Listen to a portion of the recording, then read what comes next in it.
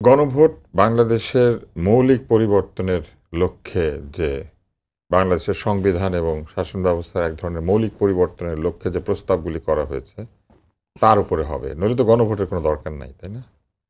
তো এই গণভোট যদি হতে হয় তাহলে একটি সাধারণ নির্বাচনে যেমন আপনি 90 দিন সময় দেন, তফসিল ঘোষণা করেন, অন্তত 60 দিন সময় তো প্রচারণার জন্য দিতে হবে। সবাই কি গণভোটের পক্ষে আসলে? এটা যদি কেউ ভোট আয়োজনকারীরা ধরে নেন যে বাংলাদেশের সব লোক গণভোটে হ্যাঁ দিবেন, তাহলে তো গণভোটের দরকার থাকে না। সবাই তো হ্যাঁ বলে দিয়েছেন, তাহলে না বলারও ব্যাপার আছে। না এর পক্ষে প্রচারণা চালানোর সুযোগ দিতে হবে, হ্যাঁ এর পক্ষে প্রচারণা চালানোর সুযোগ দিতে হবে। হ্যাঁ এর পক্ষে প্রচারণা কারা চালাবেন? তারাই তো, যারা জুলাই সনদে স্বাক্ষর করেছেন। এখন তারা কি নির্বাচনের প্রার্থীদের জন্য প্রচারণা চালাবেন, নাকি গণভোটে হ্যাঁ দেন সেটা বলবেন, নাকি এইটা বলবেন যে সাইব ভাইকে ভোট দিন, সঙ্গে একটা হ্যাঁ দিন, এরকম বলবেন? এটা বললে তো হবে না। এটা বললে তো মানুষ কনফিউজড হবে। গণভোট আয়োজন করার জন্য যথেষ্ট পরিমাণে সময় দিতে হবে। এই জুলাই সনদের মধ্যে কি আছে এবং কি নাই এটা নিয়ে যথেষ্ট পরিমাণে আলোচনা করতে হবে। সাধারণ মানুষকে সিদ্ধান্ত গ্রহণের মতো করে অবহিত করতে হবে।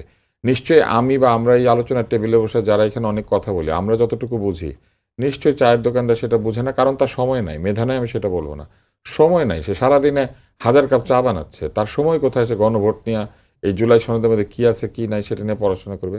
যে রিক্সাওয়ালা রিক্সা চালাচ্ছে তার কোথায় সময়? যে কৃষক সেচ দিচ্ছে, বীজ বপন করছে, তার কোথায় সময়?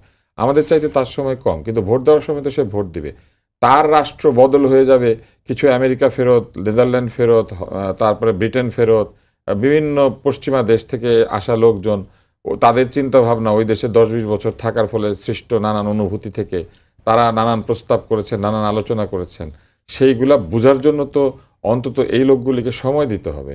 তারা জানতেও পারবে না, তাদেরকে বলা হবে যাও গিয়ে হ্যাঁ দিয়ে আসো আর না দিয়ে আসো।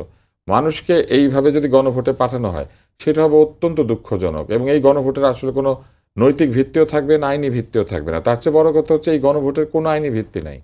এই সরকার একটা সংবিধানের ভিত্তিতে শপথ নিয়েছেন এবং এই সংবিধানকে সমুন্নত রাখার শপথ নিয়েছেন। তাহলে এই সংবিধানকে সমুন্নত রেখে এই সংবিধানের ধারা বদল করতে গেলে এই সংবিধান অনুযায়ী করতে হবে। এই সংবিধানের বাইরে নিজের ইচ্ছা মতো বলা যাবে না যে আমাদের সঙ্গে জনগণের অভিপ্রায় আছে, আমরা এটা বদল করে দিলাম।